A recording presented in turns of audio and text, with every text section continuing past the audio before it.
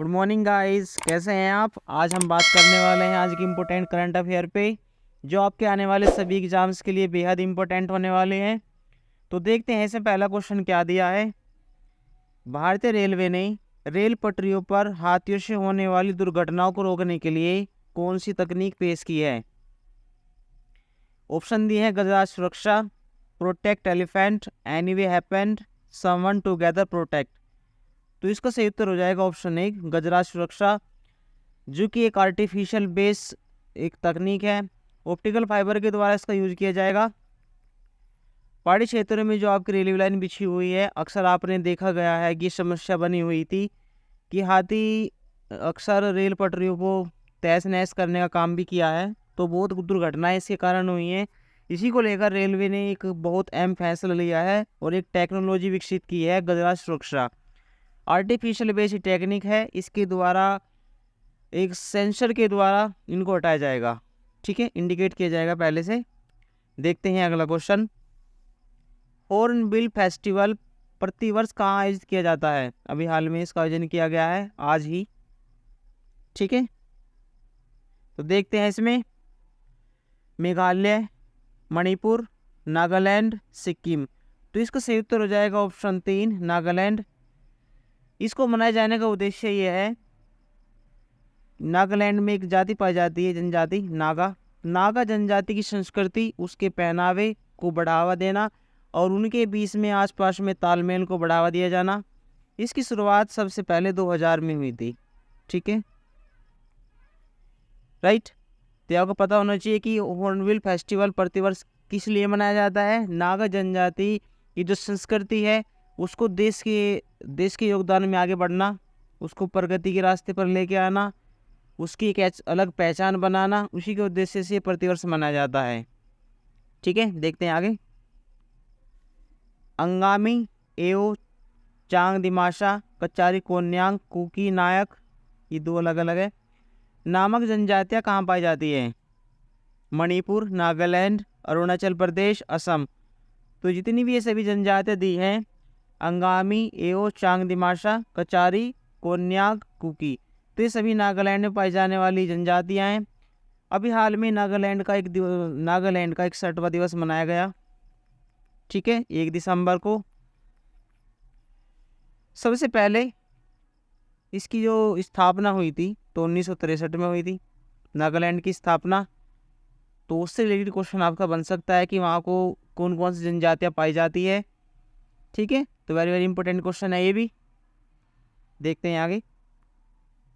Senior पुरुष राष्ट्रीय hockey championship 2023 हाल में कहाँ संपन्न हुई है या किसने जीती है। क्वेश्चन में दिया है किसने जीती है। तो ऑप्शन दिया है पंजाब, हरियाणा, गुजरात, कर्नाटक।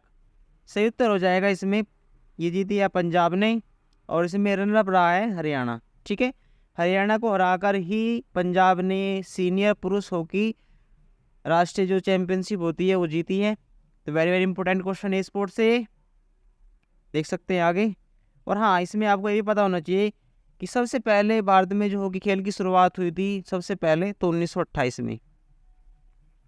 ठीक है, क्योंकि हॉकी भारत का एक राष्ट्रीय खेल भी है, उसने जरिए से इम्पोर्टेंट वैसे भी बन जाता है ये। देखें, हाल में किसे फ्रांस का सर्वोच्च नागरिक पुरस्कार मिला है। VR ललितांबिका, करुणालता महादेवी, अहिल्या होलकर, मीनाक्षी देशमुख। तो सही उत्तर हो जाएगा इसमें VR ललितांबिका, जो कि इसरो में एक साइंटिस्ट है। उनको फ्रांस का सर्वोच्च नागरिक पुरस्कार से सम्मानित किया गया है। अगर आपसे पूछे कि फ्रांस का सर्वोच्च नागरिक सम्मान क्या है, ठीक है, लीजन ऑनर, ठीक है, ऑर्डर, लीजन ऑनर ऑर्डर। ठीक है, जैसे भारत का सर्वोच्च नागरिक सम्मान भारत रत्न है, तो ये भी वहाँ का एक सर्वोच्च नागरिक सम्मान है। देखो, इसके बारे में आपको एक बात और जाननी चाहिए।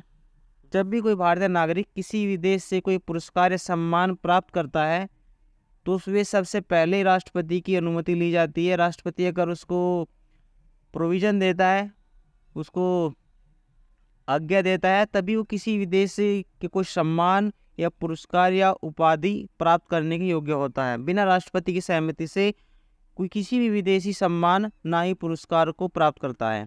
ठीक है, देखें आगे। हाल में कहाँ पर 10,000वें जन औषधि केंद्र का उद्घाटन कहाँ किया गया? AIIMS Deoghar, AIIMS Delhi, AIIMS Gandhinagar, AIIMS Guwahati. तो वेरी वेरी इंपॉर्टेंट क्वेश्चन है ये। इसका उद्घाटन किया गया है एम्स देवघर, झारखंड में। झारखंड में, ठीक है, एम्स देवघर झारखंड में 10,000वें जन औषधि केंद्र का उद्घाटन किया गया है। जन औषधि योजना जो कि 2018 में विकसित रूप से चली है। वैसे इसकी शुरुआत हो गई 2014-15 में ही, लेकिन इसका जन औषधि केंद्र नाम बना 2018 में। राइट, देखते हैं आगे। हाल में किसे ग्रीन टेक पर्यावरण पुरस्कार 2023 किसने जीता? ग्रीन टेक पर्यावरण पुरस्कार 2023 किसने जीता? NTPC Bongaigaon, NTPC Thane, NTPC Manipur, NTPC Bhavnagar, Gujarat में। तो सही तो हो जाएगा इसमें ऑप्शन 1 एनटीपीसी बोंगईगांव, जो कि आपका वेस्ट असम में है, पश्चिमी असम में। वहीं पर ये प्लांट लगा हुआ है एनटीपीसी का, जो विद्युत उत्पादन का केंद्र है। उसी को ग्रीन टेक पर्यावरण पुरस्कार 2023 से सम्मानित किया गया है, या उसने पुरस्कार जीता है। इसको जीतने का पुरस्कार का लक्ष्य ये रखा गया है कि पर्यावरण के अनुकूल इसने काम किया है।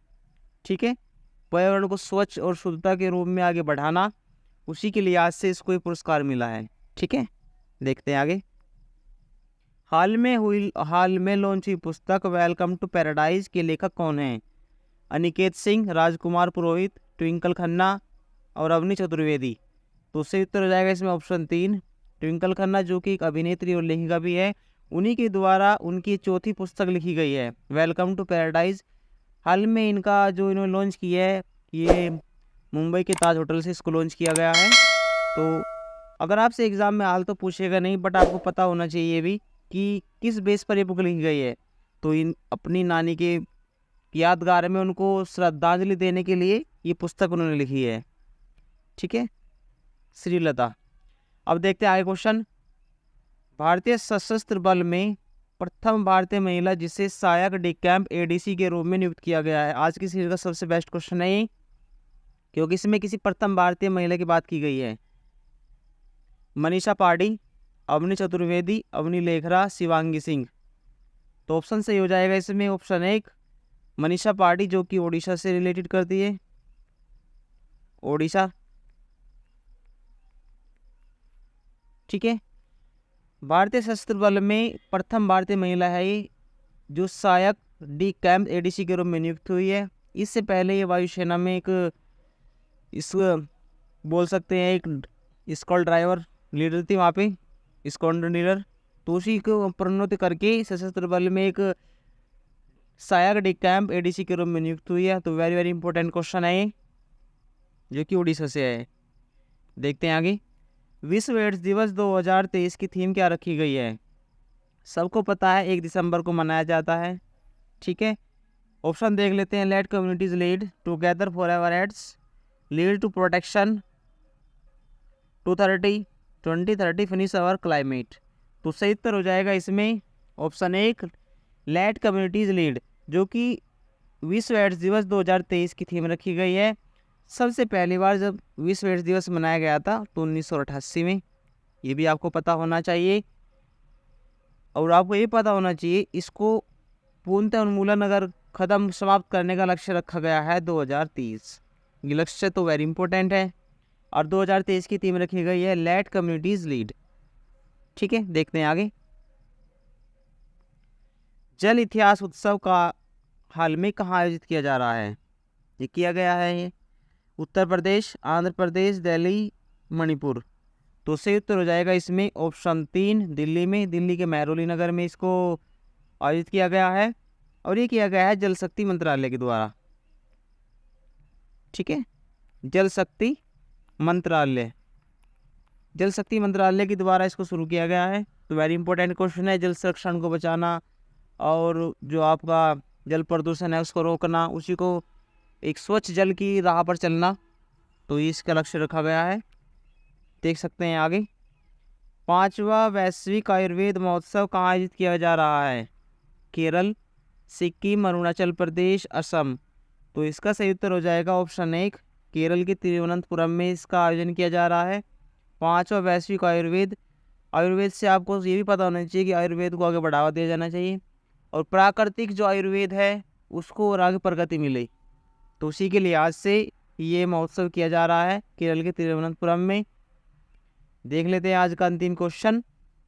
हाल में सशस्त्र बलों के अधिकारियों के लिए एक ड्रोन तकनीक प्रशिक्षण, ड्रोन टेक्निक आपका ऐसे बोल सकते हैं ट्रेनिंग किसके द्वारा शुरू किया गया है? IIT Madras, IIT Guwahati, IIT Kanpur, IIT Kharagpur. तो इसका सही उत्तर हो जाएगा ऑप्शन 2, आईआईटी गुवाहाटी के द्वारा इसको एक ट्रेनिंग दी जा रही है सशस्त्र बलों के अधिकारियों को। तो वेरी इंपॉर्टेंट क्वेश्चन है ये भी, जिसको ट्रेनिंग कौन दे रहा है? आईआईटी गुवाहाटी। ठीक है, अगर आपको ये वीडियो अच्छी लगे तो वीडियो को आप ज़्यादा शेयर करें, कमेंट करें, लाइक करें। और जो भी न्यू व्यूअर्स आज पहली बार हमारे चैनल पर विजिट कर रहे हैं, प्लीज़ हमारे चैनल को सब्सक्राइब करें और इस तरह की इन्फॉर्मेटिव वीडियो पाने के लिए आपको बेल आइकन का बटन जरूर दबाएं। Thank you.